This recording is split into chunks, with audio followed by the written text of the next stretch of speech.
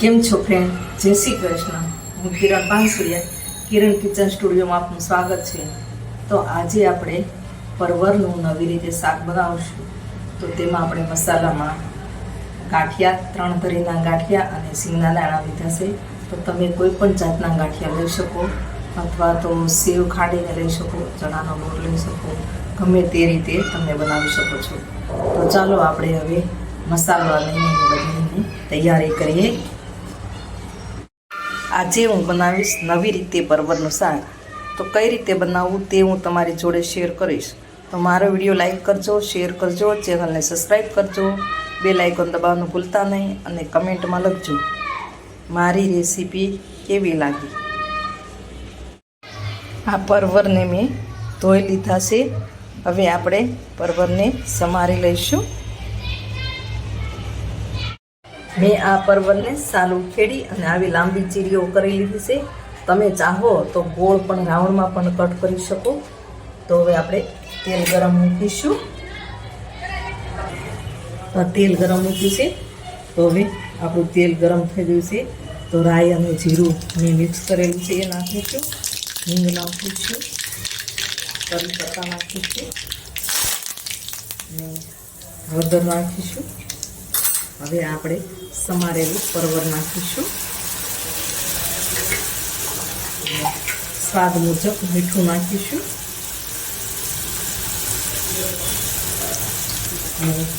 એક ચપટી તમે ગળપણ પણ ખાતા હોય, મીઠું ખાતા હોય તો એક ચપટી ખાંડ નાખવાને, ન ખાતા હોય તો એવોર્ડ કરી શકો છો.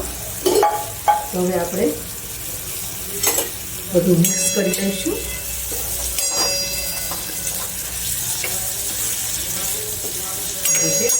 હવે છે ને આપણે બધું મિક્સ થઈ ગયું છે. તો હવે એક આપણે થાળી ઢાંકી, અથવા તો તમે કોઈ પણ ડીશ ઢાંકી શકો અને એના ઉપર પાણી મૂકીશું. એટલે નીચે આપણે દાજે નહીં, ઉપર આ રીતે આપણે પાણી નાખી દઈશું. હવે મેં સિંગના દાણા લીધા છે એ આપણે ખાંડી લઈશું.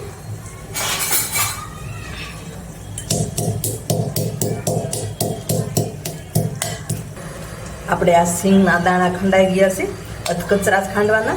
હવે આપણે એમાં ગાંઠિયા નાખીશું. તમે કોઈ પણ જાતના ગાંઠિયા નાખી શકો.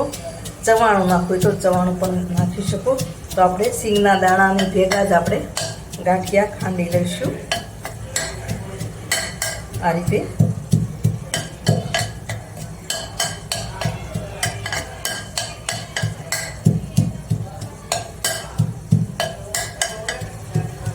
હવે આપણે ગાંઠિયા અને સિંગ ખંડાઈને તૈયાર થઈ ગયા છે. હવે આપણે ઉપરથી થાળી લઈ જોઈએ.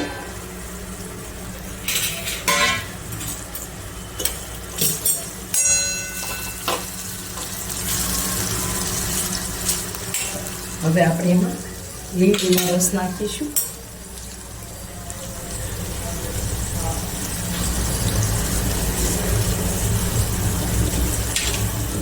તમે ખાટું ન ખાતા હોય તો એવોર્ડ કરી શકો.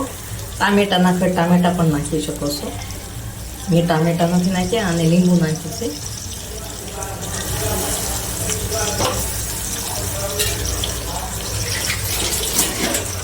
હવે આપણે થોડી વાર પાછું ઢાંકીને રહેવા દઈશું.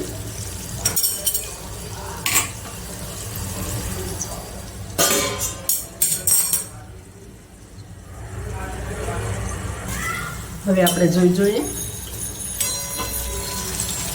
તો આપણો પરવર ચડી ગયા છે. તો આપણે એમાં લાલ મરચું પાવડર નાખીને મિક્સ કરીશું.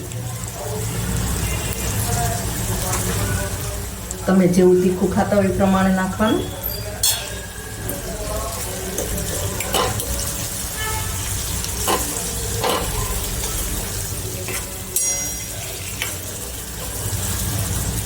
હવે ધાણા જીરું પાવડર નાખીશું.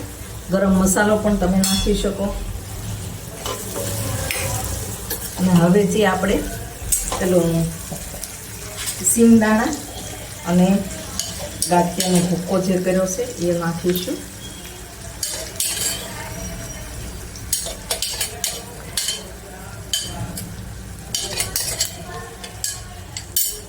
હવે બધું મિક્સ કરી દઈશું.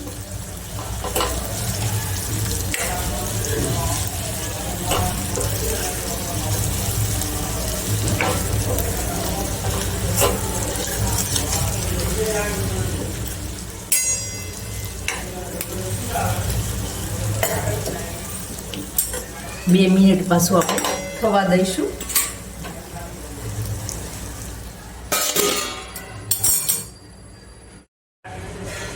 હવે આપણે ખોલી લઈએ.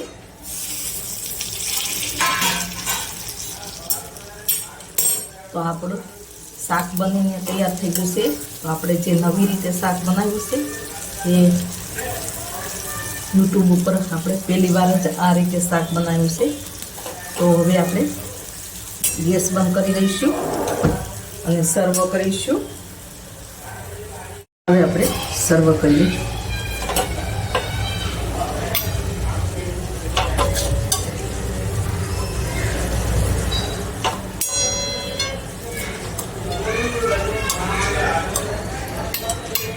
તો નવી રીતે આપણે જે પરવરનું શાક બનાવ્યું છે એ રીતે તમે પણ બનાવજો અને